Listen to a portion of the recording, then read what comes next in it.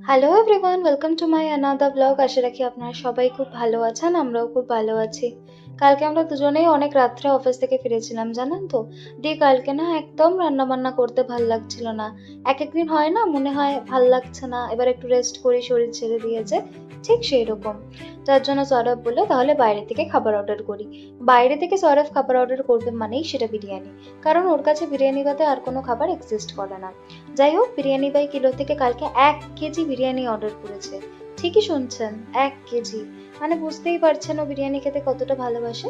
কিন্তু দেখুন কি সুন্দর গেট আপটা, পুরোটা মাটির হাঁড়িতে এসছে, জানেন তো। আর এই বিরিয়ানিটার সাথে সালাড দিয়েছে 2খানা, আর রায়তা দিয়েছে। আর এই বিরিয়ানিটা খেতেও ভালো, জানেন তো। অবশ্য কলকাতার বিরিয়ানির কাছে এটা কিছুই না, না আছে ডিম, না আছে আলু। কিন্তু মোটামুটি বিরিয়ানিটা ভালোই, খুব একটা রিচ না, হালকাই, জানেন তো। আর এটা কোরবাংলাতেই আছে, একদম ভজহরি মান্নার ঠিক উল্টো দিকে বিরিয়ানি বাই কিলো। আপনারা গিয়েও ওখানে খেয়ে আসতে পারেন। যাই হোক, ব্লগটা আজকে এখানেই শেষ করি।